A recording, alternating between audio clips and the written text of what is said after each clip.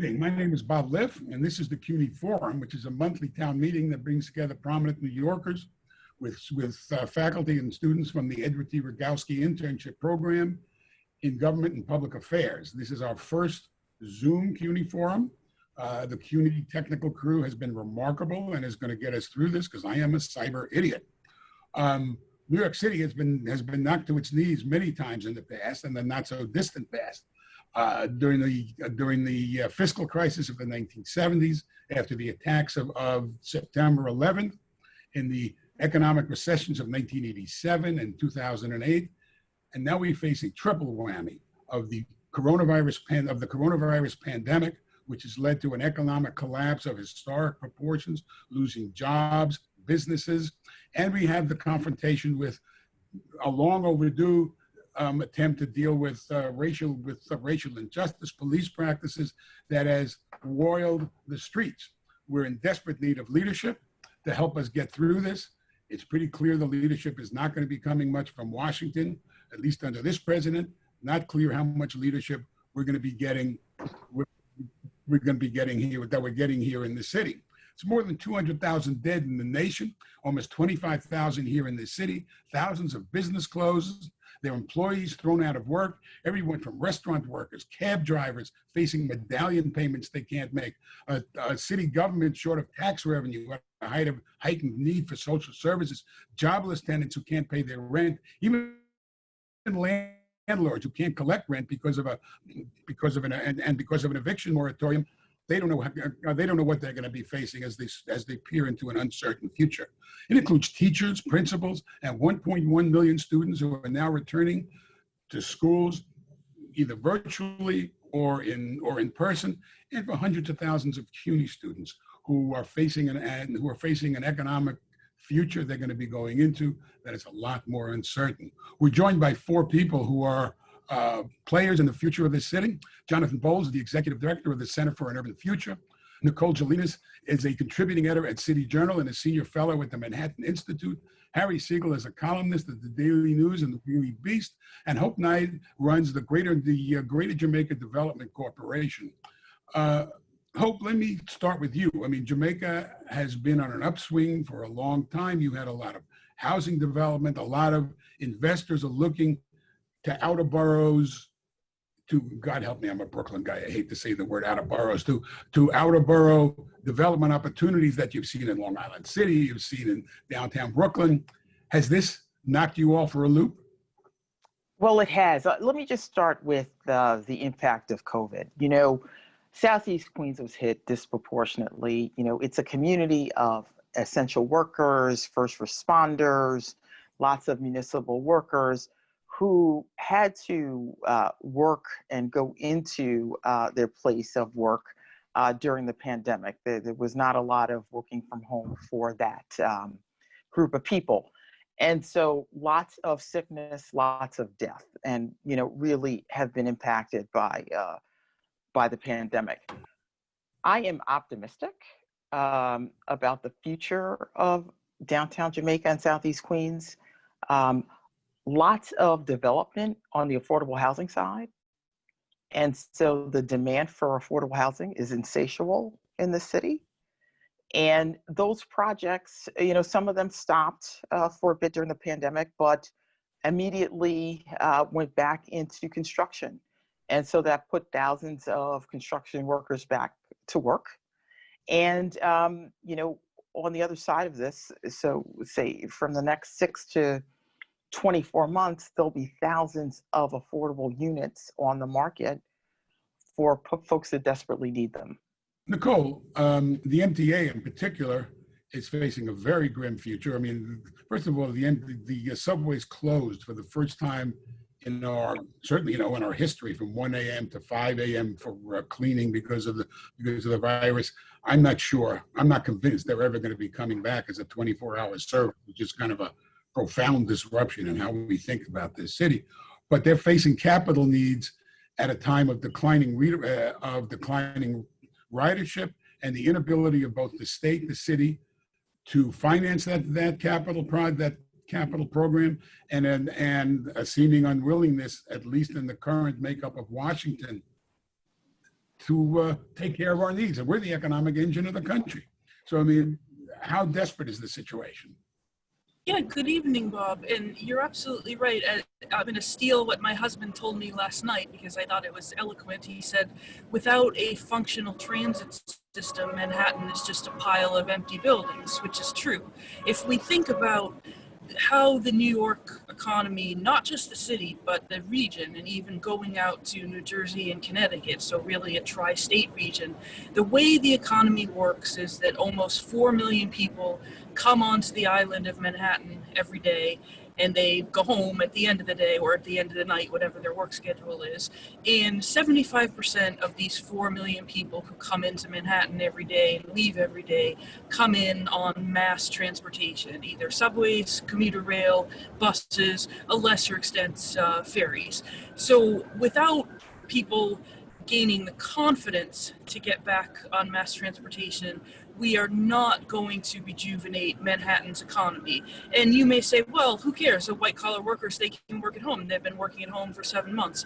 But this is the engine for an economy that supports hotel workers, restaurant workers who depend on office traffic, all of the building support staff, retail workers who depend on this daytime population, foot traffic. So people come, make their money in Manhattan, take their money home to Brooklyn, Queens, Staten Island, Greenwich, Connecticut, wherever they may go. So the first thing in rebuilding Manhattan is just the public confidence of getting people back onto the subways and buses. Sam Schwartz, the city's former traffic commissioner, he worked on a study that was out this week that did a global survey from Paris to South Korea and saying there's no correlation with any outbreak of COVID with transit ridership. And we've seen steadily growing transit ridership here in New York City over the past 2.5 months, not correlated with any uptick in COVID cases. So that's good news. And another piece of good news is that most people are wearing masks. Most people are cooperating with the mandate. You know, people are being quiet, sitting on the train, so they're not talking and possibly spreading the virus that way. And people do try to distance when they can, although that's obviously a little bit of a paradox. The more that we get people back on the trains, the harder it is for them to distance. But the second and equally important part is the funding. I mean, the MTA is looking at a 40% decline in its revenue this year, probably a significant decline in next year's revenue as well. It does not seem likely that we will get ridership back to anything close to normal. You know, right now it's about 30% of normal, and it's been growing a little bit, but not quickly. And so we are potentially looking at several years of double-digit decline in ridership, but they can't cut back service to account for the decline in ridership because that means more crowded trains. That means people feel even less confident in the subway system. So, of course, you know, they should always be making their budget more efficient and so forth. But the ultimate answer here is going to be federal money and indefinite operating aid for the MTA and for other transit systems around the country. Because if we give up on the transit system, we're essentially giving up on dense cities, and that would not be a good outcome. Harry, one of the key words that Nicole used is confidence. And when we went through the 1970s, we had Ed Koch, whatever else you want to say. And there was a buoyancy, there was a cheerleading quality, if you will. You've been writing rather, you've been giving the mayor a hard time, and to a lesser degree, the governor a hard time. Do people have confidence that the leadership in the city, let alone Washington, are up to the task? We're having a failure cycle, like might happen with the trains, and you have to start in Washington. As Nicole said, this will come down to federal money if we want to have cities and a functioning train system and the density that allows for. So that isn't there. The mayor, who is a man who has very much napped through his moment, woken up in another one, he has a countdown clock, not for how much time he has left in office, but to the election in Washington, because he's hoping that in a Biden administration, maybe with a Democratic Senate, that some of that aid comes. But he's done very little of the proactive things that he could have in the course of getting up to there. So in the series of crises you mentioned, going back to the 70s, since the 70s, like the common factor every mayor has had is that the market's been really good. And everything has actually gone pretty well for New York, with real exceptions, briefly, right, in 2001, which wasn't clearly a one-off at the time, but turned out to be one, and Bloomberg raised taxes where he could, we borrowed some money, and we got through that, and things kept booming.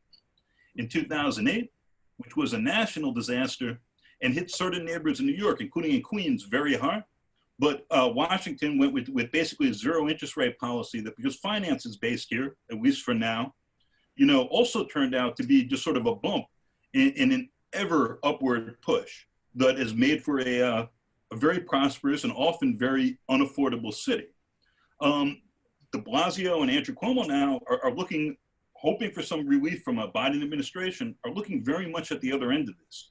And so we're at this fascinating moment where our politics are basically frozen in February, and you know, $5 billion in growing in a gap for the city, much more for the state, which is in no position to help the city. And those numbers are only going to get worse.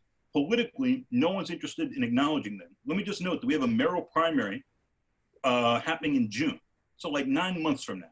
And that primary will basically decide the next mayor. And at the moment, at least, and there's still time, but not that much time for people to get in, everything is a race to the left. So you mentioned in terms of the crises, the push for police reform that we've seen in the streets, and which in many ways is badly overdue. But this is happening while shootings here, speaking of crises, and these pale compared to the COVID numbers, are double what they were a year ago. And this is a problem that cities all across the country, for whatever reason, are dealing with, and that New York has really been hit hard by.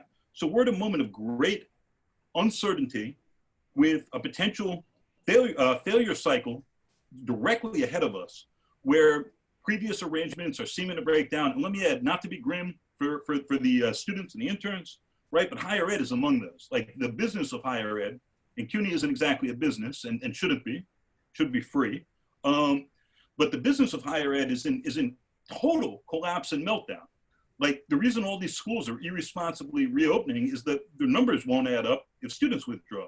So huge sections of the economy are falling apart. We have very unserious leaders. We have, unfortunately, rising leaders on the left who've done very well in a series of local elections and are eyeing City Hall, who are coming into power potentially right at the moment when the money's run out and a very different set of decisions are called for. And the answer isn't always austerity, as those on the right start with, but when there's less money to go around, like if money is your values, you're really figuring out what you're valuing. And we do not have anyone in our political culture who's seriously talking about this. Everyone is still pretending it's February.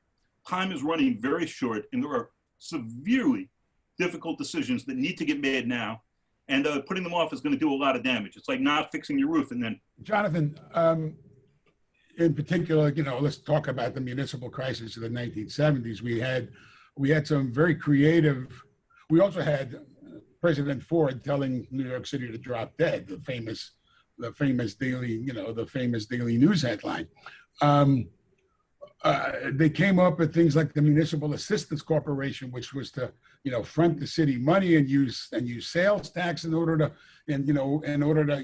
dedicate sales tax to paying that off. You had a very creative leadership that was, you know, including the real estate community, aiming to save New York, that kind of rebuild New York, that didn't give up on New York. What's the path? It's particularly important because of, I think, CUNY students. I mean, I went to Brooklyn College when it was free. So, you know, I kind of identify with what Harry was saying. What's the path? Oh, easy question. Thanks for having me, Bob, and it's great to be here. I mean, look, there's no one single path. I think the first one is we've got to shore up our strengths right now. We've got to make sure that the city doesn't fall further or deeper into crisis. I think Harry laid it out well, all these things that we're up against right now that we're dealing with. Obviously, we need strong leadership. I think that we need leaders, including the mayor, that are reaching out very broadly to a lot of folks across the city, to people like Hope in southeastern Queens, to business community, to advocates across the city for ideas on solutions. You know, I think that everything should be on the table, but if we're not going to get the help we need from Washington, and it's unlikely we're going to get all of that help, there's got to be some creative solutions. There's got to be some attempts to pare back the budget. I think there's a lot of smarter folks than me, including Nicole, that have put good ideas on the table about how to reduce spending. There's some very good ideas also about potentially raising revenues out there, some that do not just involve taxing the wealthy, although I think that should be on the table as well. You know, I think that there's gotta be a bunch of ideas about how to keep the city going. But, you know, Bob, I think the first starting point is like, let's make sure that all of the things that keep New York City strong and that helped us get to the point where we were in February of this year, that we shore them up. You know, New Yorkers put up with a lot of things to be here. We pay some of the highest rents in the country, tiny apartments. We do that for a lot of reasons, including we have really vibrant streets with small businesses and shops and restaurants you don't find anywhere else. You've got random encounters with a diverse mix of people. You have culture and amazing nightlife and museums and art. And so many of these things are at risk right now. So when you say, what's the path forward? I want to make sure that we can hold on to and strengthen those things that make the city great. And I would certainly add transit at or near the top of that list. As Nicole was saying before, there are a handful of these key assets that I think we've got to make sure we figure out how to keep strong. You know, Hope, I kind of want to combine what you were saying with what Hope was saying in terms of that vibrant small business community. Obviously, small businesses have been shuttering across the city at an astonishing rate because of the shutdown, because of, you know, you couldn't eat indoors in restaurants, although that's being eased. But you also were dealing with a health crisis, the worst health crisis, certainly since the Spanish flu of 1918, with no clear sign that that's really ending. I mean, I think that you see what's going on around the country with, frankly, idiot governors who think that health people are opposed to their own people. You know, New York City, God bless us, we believed the warnings of health experts, and that's why our astronomical numbers came down, but now we're seeing the potential of numbers rising. Is it possible? I want to just kind of throw this out. Is it possible to really make progress until we're over the hump on the pandemic? I mean, you know, Hope, you were talking about the impact on people in Southeast Queens, the essential workers. How do you come back? Well, I think it's incrementally. You know, the activity in Southeast Queens is very lively on the streets. Lots of people on the streets. You know, it is a transportation center, so people are going to and fro. But as you know, Greater Jamaica owns a series of parking lots, is with how we fund our operations. And our parking revenues are down by 60%. And so that means that people are still not coming to the downtown to do things like shop and go to the courts and go to the Social Security building and the other activity that goes on in downtown Jamaica. And so until some of that comes back, you won't see, you know, sort of the robust economic engine working in Southeast Queens that had worked before. I mean, I assume a lot of those people are coming to the transit hub, which is the Long Island Railroad, and they're parking to go into the city. These are all linked together. Those, you know, that health pandemic is such a systemic attack on the city. It's, you know, I mean, it's, you know, I'm diabetic. It's a chronic disease. It affects a lot of different parts of your life. I want to mention something else, Bob, just 1 second. So, you know, Southeast Queens is inextricably tied to JFK Airport.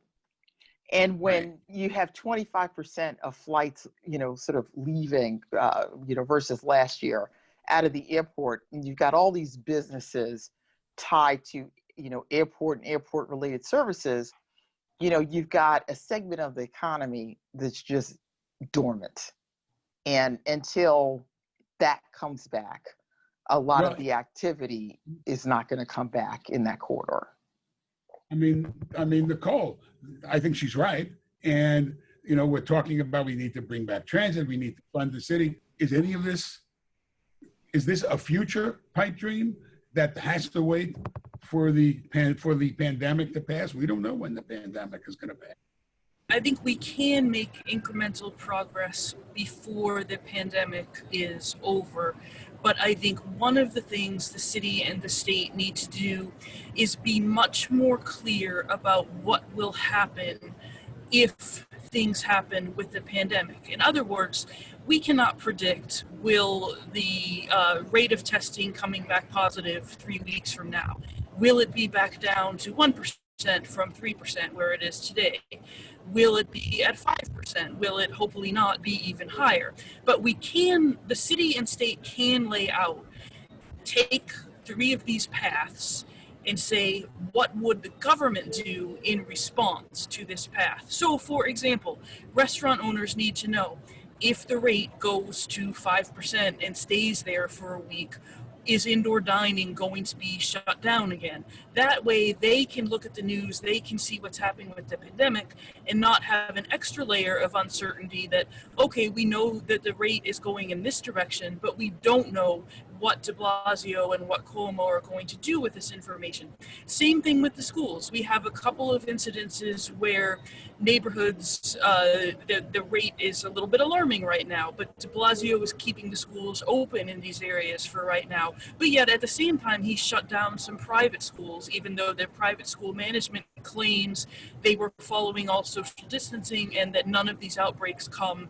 from the schools. So we still don't know what are the criteria upon which the state and city are making their decisions. I think we should have a very clear laid out on the website that if rates are X%, the schools shut down, or if rates are X%, the schools go down to 1 day a week so that people can distance even more than they are. Or what are the paths for indoor dining? Does this stay open even if rates inch up? Right now, we have not only the uncertainty of the pandemic, but the uncertainty of the government's response to the pandemic.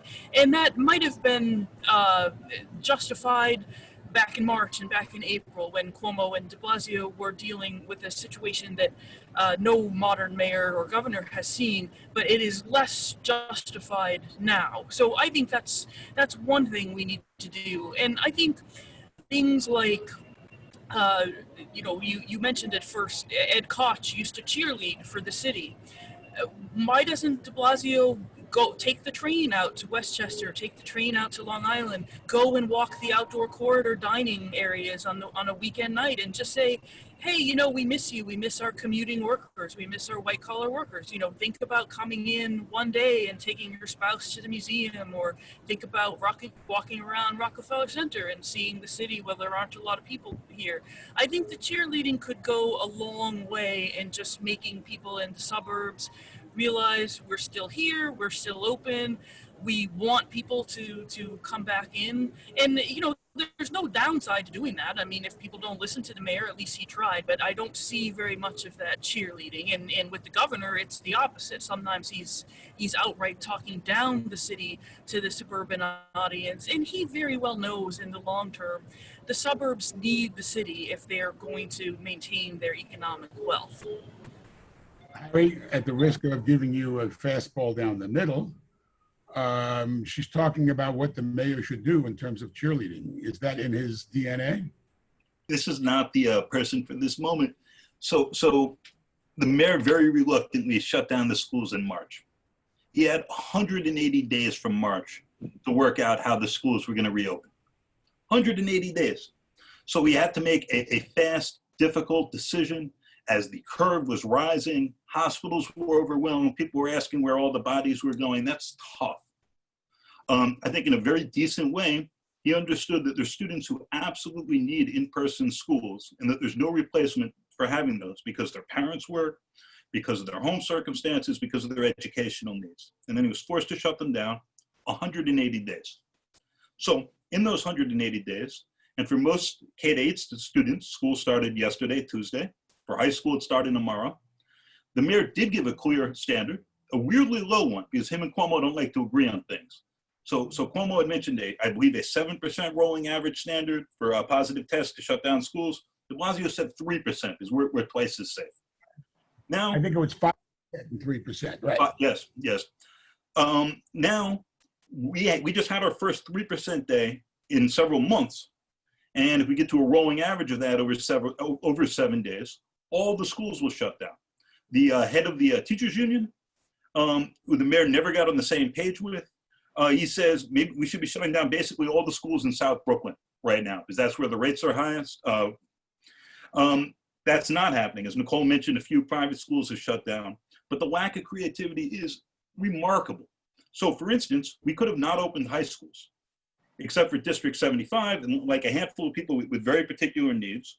Most high school kids can actually do Zoom school, and it's fine. Your kindergartners cannot. You would not have had to have this insane hybrid schedule where the numbers just didn't work out, and the mayor said no one could have seen this coming, and the principal said, no, we told you for months this was coming. Are you crazy?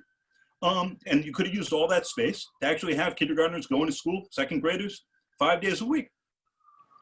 No creativity, no foresight. You look at cities in Europe dealing with things that are happening now that are very difficult, and they're saying, well, we need to reshape transportation. We're going to start doing that in functional, intelligent ways. Thinking about school, I understand that a lot of this will come down to Washington and to money in the short term, because we have this incredible health crisis. We've had to shut down large parts of the economy. And the only way to have that work is to have the government, which can print money here, God bless, print some of that money, pass it out, and then we deal with those costs later. However, in the meantime, before we find out how much money that is, we have a mayor who's basically been sitting on his behind, is still thinking the same things he was thinking previously, and has been utterly, embarrassingly overwhelmed by the moment. And distressingly, there's no sign that we're having any sort of corrective political moment, that we're going to have a next mayor who's better suited to deal with these challenges. On 9/11 was the Democratic primary in 2001, when Mark Green was running against Freddie Ferrer to see who was going to beat Mike Bloomberg, who was just, a dummy with a lot of money and a very little shot of winning. Bunch of stuff happened. Mike ended up as mayor. But also on that day, there was a terror attack you all know about. The primary was held off for 2 weeks. When the New York Times did exit polling 2 weeks later, the #1 issue for Democratic primary voters was not terror, wasn't crime, it wasn't finances, it was education, right? And this is the people who vote in primaries, the people who are the most committed to turning out, and probably more so now in this Trump era, right? They're not necessarily thinking the same things that the larger, somewhat checked out city is. And there's a real danger that in this moment of great ominousness and crisis, that we're going to end up just sort of having a totally unrelated political conversation, centered, for instance, around police reform, around taxing the wealthy more, which, by the way, I think we should absolutely be doing, but I don't think that's the beginning and end of our problems. It makes me very worried about this mayor and about where our political culture is going. If I don't jump in, because I just wanted to also answer the question about boosterism. And, we recently had a forum about restarting tourism in New York. And tourism has just become so important to New York. It's a big reason why we're seeing so many issues with small businesses in Manhattan right now. The number of tourists went from 30 million 20 years ago to 66 million or so. And so, I think that we saw after 9/11, one of our panelists at this event said that, after 9/11, it felt like a patriotic act for New Yorkers to go to a Broadway show. And that we've got to make it a patriotic act to get out and shop locally, to support small businesses, to support local shopping. And I think New Yorkers are doing it. They're getting out. We see them in outdoor dining. I don't think we've seen enough of that. I don't think we see enough buying local art and helping the artists that are out of work right now. There's more that can be done, and I think the mayor and other city officials could be leading that effort. Also, we've only scratched the surface when it comes to outdoor dining and ways to help small businesses. Just like Harry was saying with the schools and the lack of planning and preparation for something we knew that was coming in the fall, we also knew that small businesses, by not being able to open or open at a full rate, we're going to have such a hard time hanging on with all the costs that they're still having to pay. And I think we needed to be a lot more proactive in doing that kind of open streets and having those out-of-box ideas and doing it earlier, but also to go much further than what the mayor has done. And I think that right now, or maybe 2 months ago, there should have been a whole plan about what are we going to do to help small businesses in the colder months. I haven't heard a whole lot of talk about what the city's doing to help those small businesses. 25% of indoor dining, even if that goes through and it sticks, that's hardly enough for small businesses to get through the cold months. So what else are we doing for them right now? Just one quick thought. You know, we heard in London that they did something to provide a 50% discount for locals to shop, to eat out at restaurants on Monday, Tuesday, and Wednesday nights. Slow nights for restaurants, but it was a way to help prime the pump to get more people to spend their dollars locally. You know, we have a very good tourism promotion agency, NYC and Company. I don't think that the mayor has really unleashed them. I don't think they've been given enough resources to do the marketing and promotion, not just for New Yorkers to go out and support their city, like I think needs to happen, but also, as Nicole was saying, to go to Westchester and go to Long Island and say, come in, you know, our restaurants are open, and, you know, we're going to send our residents out to the wineries on Long Island or the, you know, the hiking trails in Hudson Valley, but we want you to come here too. There's a lot of that cheerleading that needs to happen. You know, the systemic, I'm coming back to that, the systemic nature of the crisis, schools, small businesses, rent, housing, even on the top end of the market where you have all these luxury developments that have missed the market. And you have things like, you know, I work in Lower Manhattan where you have the Radisson Hotel now going to be turned into a homeless shelter, taking the people from the Lucerne Hotel on the Upper West Side. This is happening, whether it sparked it or it's just happening at this incredibly intense focus on inequality in this city, which is a very unequal city. I mean, it's the richest and to some degrees among the poorest cities in the country. How does that factor into how you move from today to tomorrow? Somebody jump in. So, I mean, Harry, you know, you look at these. I'll start with that. I mean, look, I think that I want to say, first of all, we had a very real and incredible boom over the last 20 or so years in New York City. But obviously, we didn't have an inclusive enough economy. I think that there was a lot of low-wage job growth in the city, and a lot of the good jobs that were created were not accessible for a lot of people in communities of color, a lot of people without a bachelor's degree. And I'm glad that we're here at a CUNY Forum, because I think that CUNY is such an opportunity. It is so well positioned to be this generation's springboard to the middle class, but it's also probably the floor. Because what I'm seeing and what I'm really concerned about, to answer your question, is that, you know, we've got even more of a bifurcated economy right now in this crisis than we had even beforehand. We are seeing that all industries have not been hit the same in this crisis. You know, finance, advertising, architecture, tech, legal services, advertising, you know, have been, you know, they've been hit. They've lost jobs, but not anywhere near the numbers as hospitality, restaurants, hotels, nail salons, childcare services, and I could go on and on. And, you know, we're also going to be dealing with a continued disruption in retail, and that provides a lot of accessible jobs in the city. And we're also going to see going forward even more automation.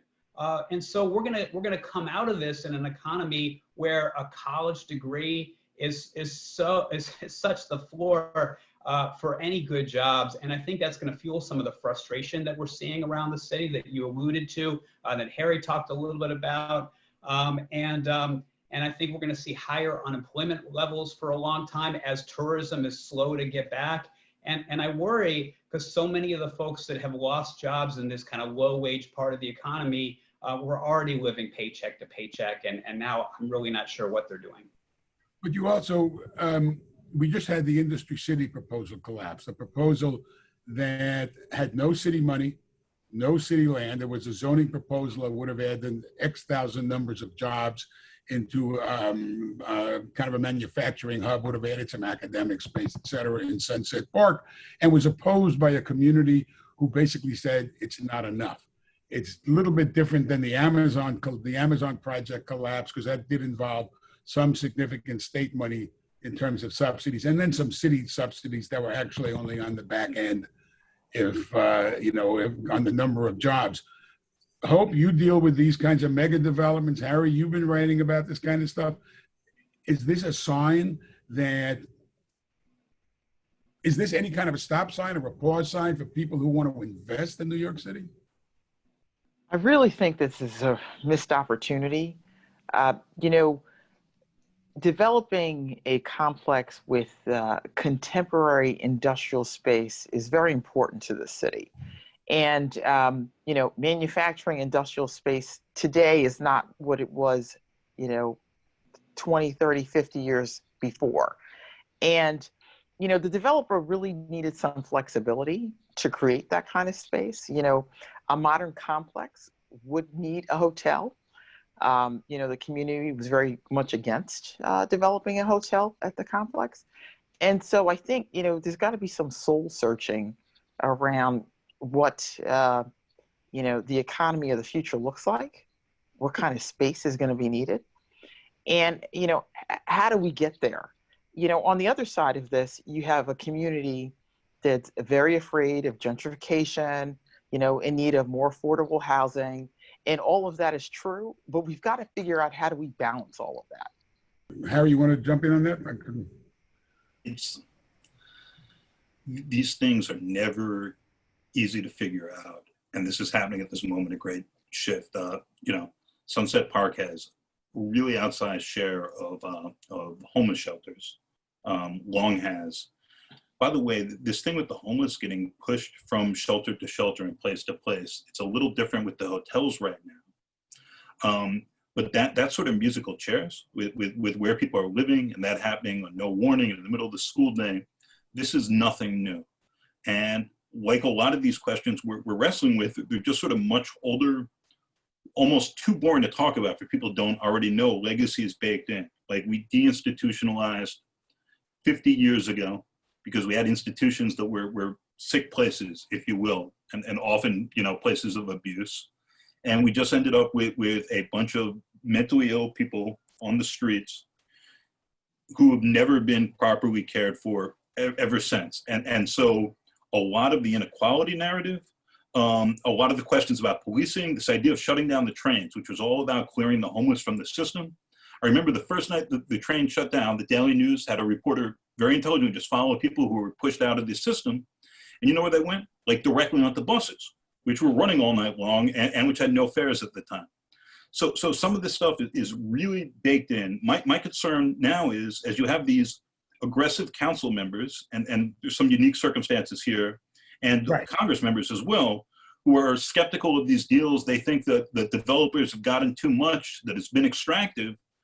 When we're just across the board saying no. So the Armory in the Bronx, the Amazon deal, arguably, which I think was a very bad deal, but nonetheless, Industry City, but they're not offering their own plan for what would get built. There isn't actually government money that's going to go into large-scale development, employment creation, or anything else. And so you have to reach some sort of deal with private money in which it makes sense for people to invest here. And anyone who lives in New York knows, as Jonathan was saying, that this is a tricky place to live. Like, you're paying a lot of premium and you have to get some benefits out of it. Or if you can, you eventually leave. Some of us can't because of family commitments or things like that. But for most of us, there's a choice or some breaking point where you're not here. And that's true for businesses as well. And I'm worried we're at a point where the answer is just reflexively no to anything large scale or ambitious, without a lot of thought getting into that, and the mechanisms aren't working right. So that seems very unhealthy to me, and my concern is we end up on the other end of this. By the way, in the far west side, right, where Hudson Yards is, and like nobody lives there, and it's empty, and all the retail's gone basically before it opened. You know, the first guy who schemed about developing that in my life was Donald Trump. In the 1970s, Wayne Merritt wrote about it at the time. And so, you know, it is so difficult and expensive to get anything going here. You then have developers who ask for extractive deals. You have communities that gain power and don't want those deals. And the result is you end up with nothing. It's just a terrible set of arrangements with very little accommodation. And this spills over to like small business owners and regular people who just want to be here and be able to afford to make a living and stay and maybe even have kids. And it's just too expensive to do that. So you can be very rich, very poor, or on the government payroll. And if there's no other way to stay in New York, let alone with the family, that's a real problem. Nicole, is this a situation of making the perfect the enemy of the good, however you define perfect? And is that, I mean, I think historically it has been. I agree that gentrification is a very real issue, you know, and that is part of the inequality issues baked into this city. But is it a really bad sign? I think Harry used a good term, which is extractive development deals. And I think if there's one thing the next mayor and the next city council should do, it is get away from these one-off special purpose rezonings where it just becomes an extractive deal. I think we need to update the entire city zoning code so that we do not have any special deals. And we could do that with a few things. One, within a particular envelope that is adjusted for contextual height level. What is the height of the neighborhood now? Adjusted for you don't build super tall towers along a waterfront or along a public park. But within the envelope that the city agrees on for each neighborhood, you get extra bonus points if you're creating manufacturing jobs instead of retail jobs. You get extra bonus points if you're creating full-time occupied housing, not speculative housing where nobody lives there. And in turn, the people who buy the housing, if you rent it out full-time to tenants, you get a lower property tax rate than you do if you buy an apartment to keep it empty for years and years and years. But I think we have to get away from that extractive zoning. Let me. Bob, I'm sorry, but I testified in favor of the industry's city zoning, rezoning a couple weeks ago at the city council, and just wanted to chime in. What a missed opportunity it is, because as I said earlier, we have a good jobs crisis in New York. We did before the pandemic, and I mean good jobs that are accessible. And Industry City was creating the types of good paying jobs that are growing in the city. And like I said, we've seen so much low wage growth. We've seen, you know, just in the last 10 years, there was more than 100,000 new jobs in home health care, more than 100,000 new jobs in restaurants in the city, and lots of other low wage jobs in nail salons and other things. Industry City was creating creative industry jobs, tech jobs, and modern manufacturing jobs, areas that are growing, and they were one of the few developers that created an on-site workforce development center to get local residents into those jobs. So, you know, I think it's misplaced. I think that there's been too much of a focus on manufacturing or industrial being the only answer. Those jobs are still really important, manufacturing jobs, but we need to figure out what are the new middle class jobs of the future. And I think Industry City was creating them. And we just need to do a lot more. And I think the corporate sector is at fault to some extent here. We need to do a lot more to make sure that people from low income communities have more opportunities to get access to those good jobs. And if we did a citywide rezoning, then they would be able to go ahead with this development without having to spend a year and a half looking for essentially a favor. Let me go to Ernesto Malave, who has some questions from the students. Can you bring Ernesto in to ask the question? Yes, we do have a question from a student, actually a student from Brooklyn College, Ayana Agarat. Do you think that the city would have been able to handle this pandemic better if there was a stricter lockdown during the beginning of the outbreak?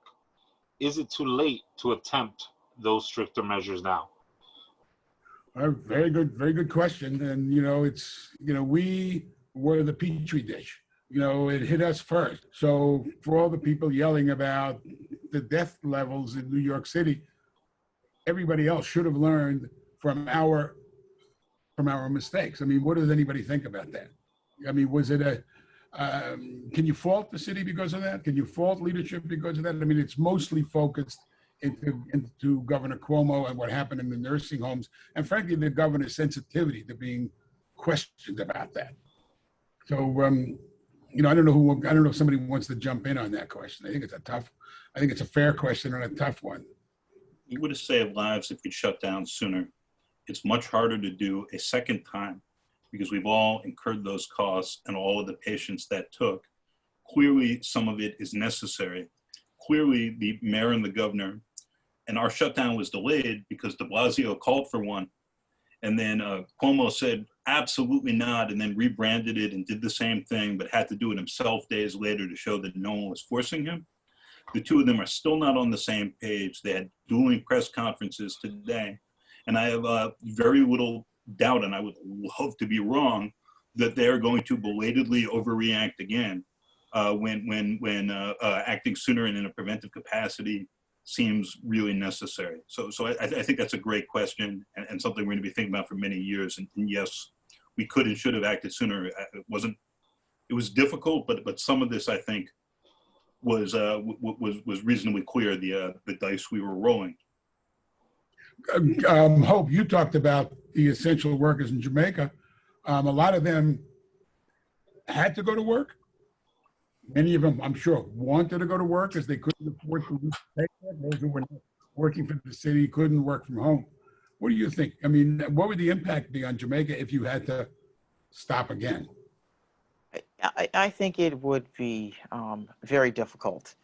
Many of those workers were supporting the caretaking of the folks in healthcare, as well as moving, the trains around, moving the buses around, might have caused the city to come to a complete stop in some cases. So I think it would have been very difficult to close down in a way that was more severe than what had happened. I do agree with Harry that we probably should have closed down a little earlier. Ernesto, I understand we have another question. Yes, we do. Stephanie Lovett of New York City College of Technology asks, in July, the Partnership for New York City published a report on the COVID economy. They argue that private enterprise and public-private partnerships can leverage the city's entrepreneurship, innovation, and tech capacity to reinvent state and local government and generate efficiencies, cost savings, greatly improve service. They recognize that it requires investment. Will corporations make this investment willingly, as government cannot afford to? And will raising local taxes on corporations, not just millionaires, be on the table? It's a very interesting question, and Jonathan, especially when we think about what happened in the 1970s, Felix Rohatyn, the great financier, and Lazard Frere, it was the corporate community and the real estate community that kind of drove a lot of stuff. I mean, the real estate community prepaid property taxes. Tens of millions of dollars of property taxes in order to get the city a little bit of a cushion. Let me ask Jonathan and Nicole. This is coming at a time when corporate leaders wrote the letter to the mayor and the governor saying, "We're here to help. Let's get our acts together." Yeah, I mean, look, the corporate sector hasn't really felt like a partner to the mayor. They haven't felt like he very much wants them to be partners for a lot of his administration. But I think that there's no question that they've got to be part of the solution. They've got to step up, and I think that there's a little bit of a frustration out there that they were a little too quick to say, we're struggling, when I think that they need to kind of start by saying, what are they going to do for the city? And I think a lot of people are looking to the corporate sector to really kind of jump into action and to kind of volunteer to maybe give up some of those things like higher taxes or other things. And I understand why they wouldn't necessarily be for higher taxes. But I think that, we saw this week a really great example of the Partnership for New York City teaming up with Chambers of Commerce and the city's Department of Small Businesses to help provide support services for struggling small businesses. I think we've got to see a lot more of that. But obviously the city's got to look to them and address the issues around sanitation, safety, and other things that really do matter to the city's economy. Yeah, I think the biggest long-term risk on the corporate side is not that corporations and their workers decide that it's optimal that people work at home 5 days a week. No one wants to sit in their bedroom 5 days a week. But I think the risk is that corporations and their workers will decide it's okay if people want to stay home 2 or 3 days a week and come into the office the other 2 or 3 days a week. Maybe you have internal meetings one day, external meetings one day, and a couple of days if you're sort of processing the material that comes out of those meetings, you can do at home. And that has an enormous impact on the value of office real estate. Some of the big property owners are saying, well, if people need more space per employee, the demand for real estate will be higher. But that means each square foot of space is less productive because it can only handle say 3 employees per a given cubicle space versus 6 in the previous configuration. So naturally the price of real estate would actually go down, not up, even if the demand for space even works out to be higher. But the other thing is, if people go to an indefinite shared schedule, then you actually don't need more real estate to distance people up. You go to more like a shared desk situation where everything is sanitized maybe every night, but your traditional office looks more like a WeWork space. So I think that is the biggest question is, what does the white collar workforce schedule look like, not a year from now, but even 5 years from now? Public-private partnerships are terrific, and, volunteerism, but the biggest issue is, do we get back to the white collar workforce volume 5 years from now that we had in February? One of the things the Economist recently had a piece about the future of New York City, and one of the points they made is that people can work from home in the short term, but there's, the synergy of people getting together and sharing ideas.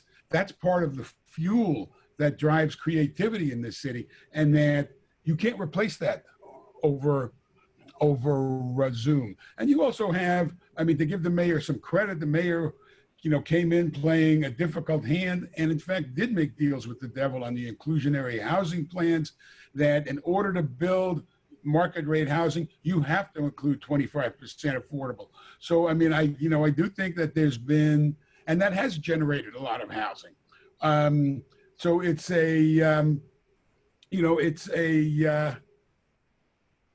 it's the way of the world is to have the city work with the corporate sector in order to do this. That's part of what, we have a couple of minutes left, but that's what's happened in Southeast Queens. That's how a lot of the residential commercial development, the shopping centers, et cetera, has happened. So, Hope, I was kind of directing that at you, is the sense of this kind of corporate public-private partnership. That's what you guys do.